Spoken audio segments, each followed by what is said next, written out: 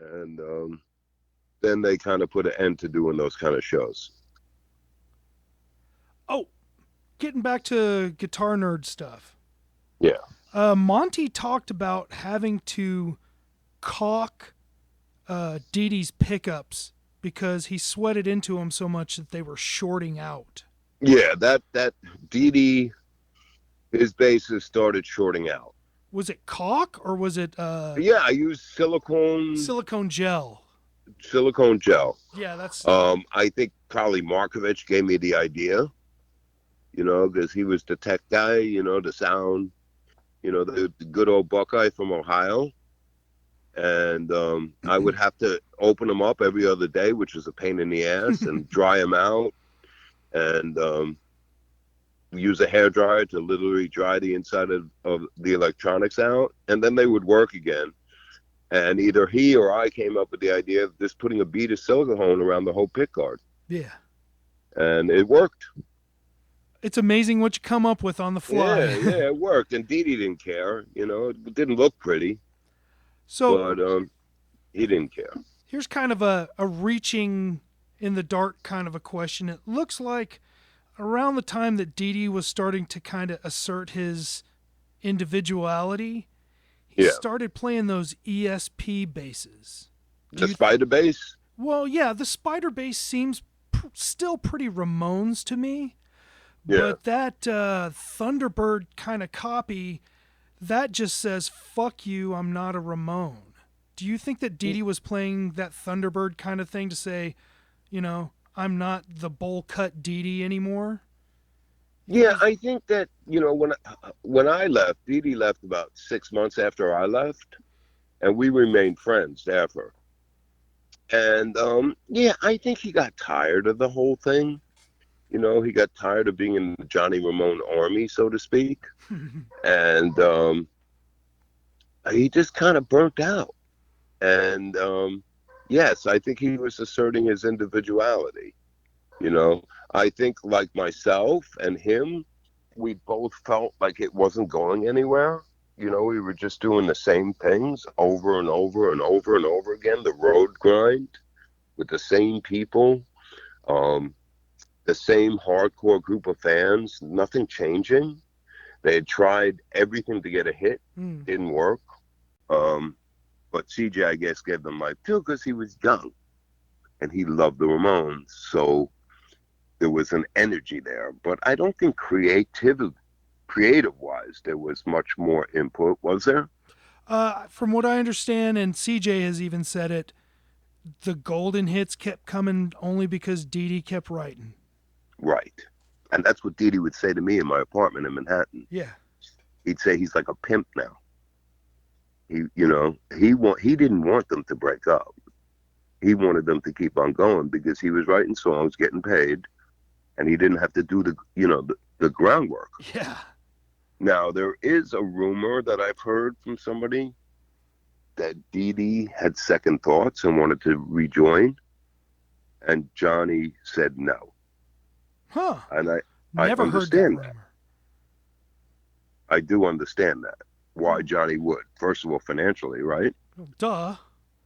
It's cheaper to pay CJ than it is to pay Dee Dee. Well, plus, uh, Johnny had his little Marine trained buddy there that and I'm not Right. saying that in a bad No, way. no, we're being Yeah, honest. and well, it sounded kind of dismissive, but you know, No, no, CJ you're being honest. understood Like we said, understood discipline and all, and he knew what business was versus what business wasn't, and that's you I'm you hit the nail right on the head. yeah Number one, business, financial.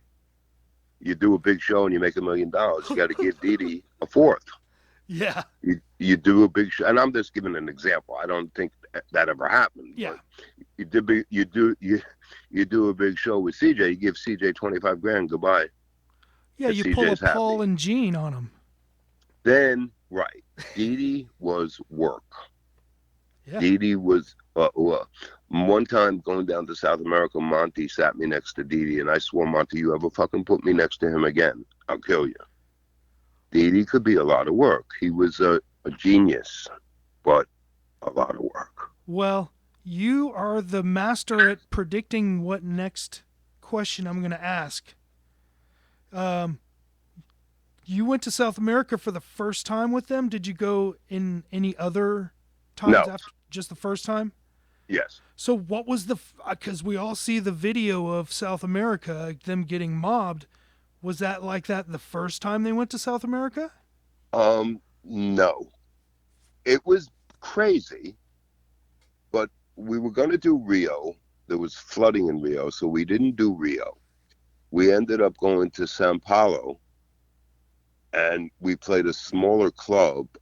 And the deal was, as long as it sold out, we would do shows. So it sold out for 5 days, and we did shows for 5 days. On the sixth day, if it didn't sell out, they weren't going to put the show on. From there, we went to Buenos Aires, where we did like a big convention center basketball. It was more like a gymnasium type place. You know what I mean? Yes, sir. Um, I'm not going to make a guess. 3,000, 4,000. It sold out. Um, was it crazy the way it got? No. But I think that first trip is what got them to the point where it got crazy. You know what I mean? Yeah. They just got bigger and bigger there. I just don't think anybody talks about that first trip. They always want to talk about the glorious mob scene, but nobody talks about the first trip. Yeah, the first trip was, it was something that they didn't want to do because they hated being out of their comfort, particularly Johnny. You know what I mean? Yes. He'd rather sleep in Manhattan every night. But they did it, and it went well. And look, I was there for quite a few years after, and they didn't go back. So it wasn't like that was on their rotation the way England and Europe was. Um, and I guess something happened where they just kind of blew up. And same thing with Italy, they kind of blew up. So they got big there, big for those places. You know what I mean? Yes, sir. One of the things, I don't know if it's an established theory, but I always thought that the South American kids love the Ramones because they identified with the Ramones poor person image, the street kid image, and all of Yeah, yeah, yeah. those the tons and tons of poor kids in South America.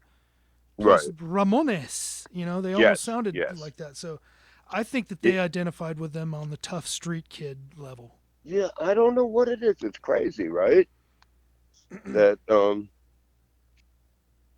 it's it's kind of like the way England was at first and the way Europe was. They did very well in Germany. They did very well in all those places. And then when we'd come back to the States, it was back to doing them shit little fucking clubs again, Yep. which it was always a letdown mentally. You know what I mean? Yes, sir. Because it costs a lot more money to go over there and work. Um, and record sales, the gold standard is to sell records in this country, not there. And I think that was a frustrating thing for them too.